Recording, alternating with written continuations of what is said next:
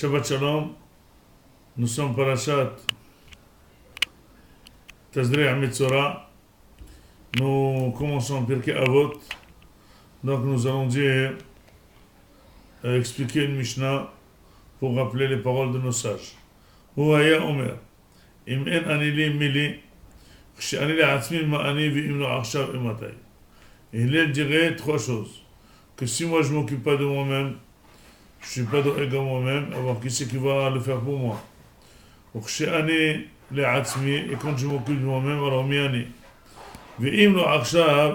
Si c'est pas aujourd'hui, ben c'est quand? Finalement, Hillel est en train de nous enseigner trois données fondamentales.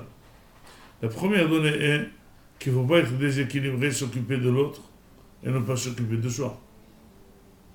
C'est marqué dans la Torah qu'il faut donner la tzedaka, mais il ne faut pas toi te rendre pauvre pour faire la tzedaka.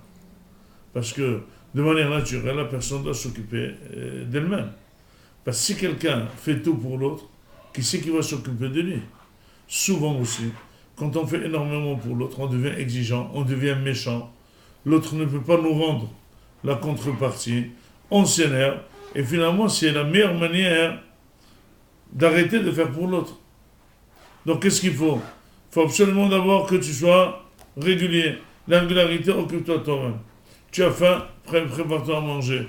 Tu as de l'argent, achète-toi ce qu'il te faut, etc.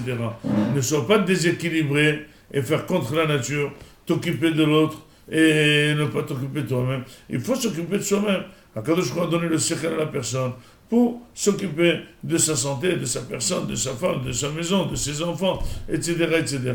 C'est ça ce qu'il dit. Ne commence pas à compter sur les gens. Ne commence pas à dire moi je fais pour tout le monde et Hachem et Hazor ils feront pour moi. Moi je donne tout mon argent, Hachem va m'envoyer. Moi je donne toute ma santé pour les autres, Hachem va donner. Non, occupe-toi de toi-même. D'abord occupe-toi de toi-même. Mais seulement cette manière de parler va amener la personne réellement à y croire, à 100% s'occuper d'elle-même. Et finalement la personne va se refermer sur elle-même. Elle ne va plus rien donner d'elle-même à l'autre. Ni parler avec l'autre, ni lui donner de l'argent, ni l'aider, ni lui donner à manger, ni s'occuper. Il dit non. Et quand moi, je m'occupe de moi-même, qu'est-ce que je fais rien. Je fais tellement une chose naturelle. Où est la partie de la mitzvah? C'est s'occuper de l'autre. Donc finalement, qu'est-ce qu'il veut Hillel? Que je m'occupe des autres, je m'occupe de moi. Il dit, occupe-toi de toi-même, occupe-toi des autres. Mais, sache, le plus important, c'est d'abord occupe-toi de toi-même.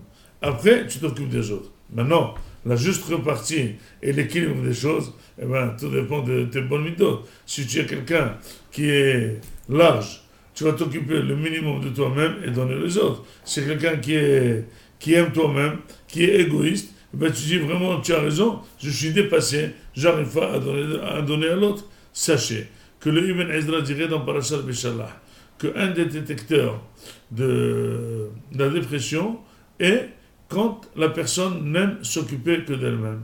Elle est entourée d'elle-même, rien ne lui fait peur. Tel est mort, tel a vécu, tel a eu un enfant, rien ne l'intéresse. Tel a faim, tel autour de lui, la personne, tu vois qu'elle cherche que son intérêt à 100%. Ça, c'est la dépression. C'est un déséquilibre. Il faut savoir s'occuper de nous autres. C'est ce qu'il dit le Tana. Quand je m'occupe de l'azmani. C'est quoi? C'est tellement bête. S'occuper de soi-même et ignorer toute ton existence, tout ton entourage. Non. Donc ça veut dire, occupe-toi de toi-même d'abord, mais ensuite, occupe-toi aussi des autres. Et le plus important, imlo arshav emotai. Si c'est pas aujourd'hui, alors c'est quand? Ça revient. Finalement, c'est un autre principe qui revient. Est-ce que sur la première ou sur la deuxième? Est-ce que sur la partie de s'occuper de moi-même ou la partie de s'occuper des autres?